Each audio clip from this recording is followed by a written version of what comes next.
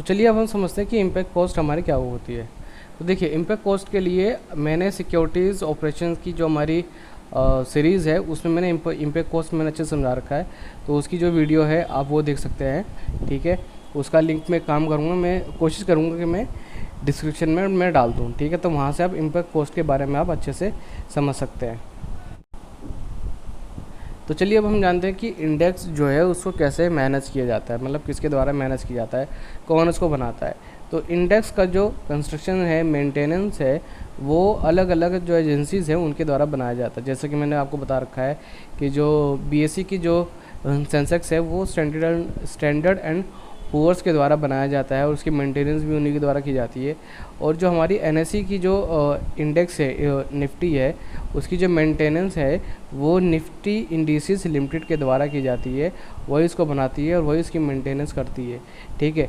अब जो निफ्टी है, मतलब जो हमारी इंडेक्स है, उसके ऊपर जो इम्पैक्ट है वो अलग अलग जो हमारे कॉर्पोरेट एक्शंस जो होते हैं, ठीक है, उनका पड़ता है, ठीक है। मतलब जब भी स्टॉक स्प्लिट होता है या फिर राइट्स इशू होता है, ठीक है, तो जब भी ये सारी चीज़ें होती है तो उनकी जो एडजस्टमेंट है, यानी कि उनकी जो मेंटेनेंस है, वो हमारी जो एजेंसीज़ हैं, ठीक है ना, वही करती हैं।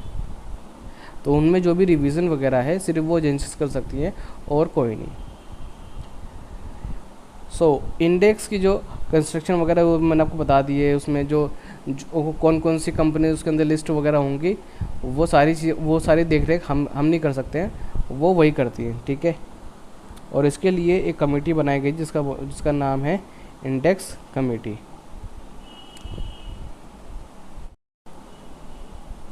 Maintenance and revision of indices is done with the help of various mathematical formula.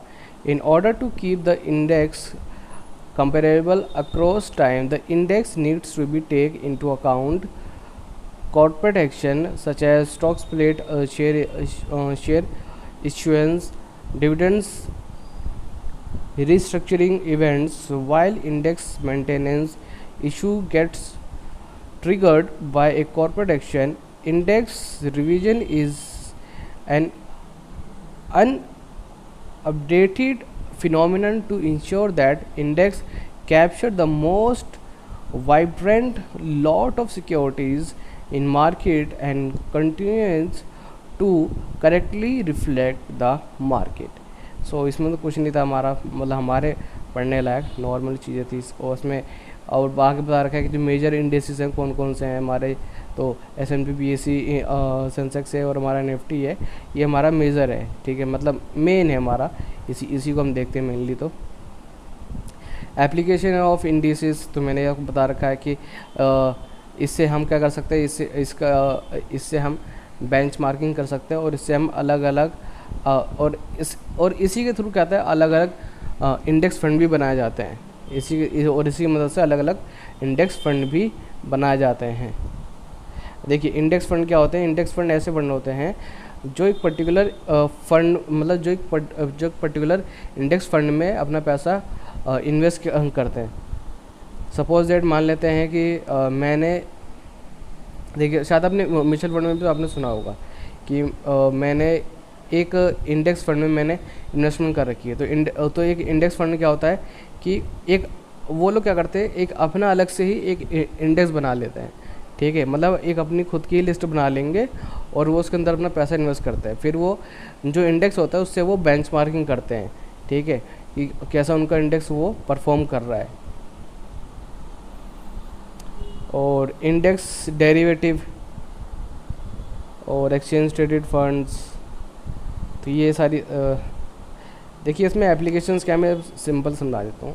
देखिए, एप्लीकेशन का मतलब क्या है, एप्लीकेशन मतलब ही यूज़, ठीक है। तो जो हमारा इंडेक्स डेरिवेटिव है उसकी मदद से हम क्या करते हैं, हम मार्केट को चेक कर रहे हैं कि वो कितना ऊपर जा रहा है, कितना नीचे जा रहा है, और उसकी मदद से हम जो डेरिवेटिव मार्केट है, ठीक है, हम उसको हैज कर सकते हैं, ठीक है। जो हमारा डेरिवेटिव मार्केट है हम उसको हैज कर सकते हैं, हम उसको ट्रेड कर सकते हैं, ठीक है। तो यही सारी जो चीज़ें हैं हम कर सकते हैं ना। और जो हमारा ETF है, ETF के बारे में भी शायद आपने पढ़ रखा होगा। ETF भी क्या है, ETF भी हमारा एक तरीके का इंडेक्स है ना। Exchange traded funds is basket of securities, मतलब जैसे कि मैंने आपको बताया कि इंडेक्स ETF भी क्या है, ये भी हमारा एक तरीके का इंडेक्स है। जैसे इसके अंदर भी स्टॉक्स होते हैं, ठीक है। तो हम भी चाहें तो अपना पैसा ETF में लगा सकते हैं। और ये भी क्या करता है, ये भी मार्केट को ट्रैक करता है, ठीक है। मतलब मार्केट जिस हिसाब से परफॉर्म करेगा, ये भी उस हिसाब से परफॉर्म करेगा।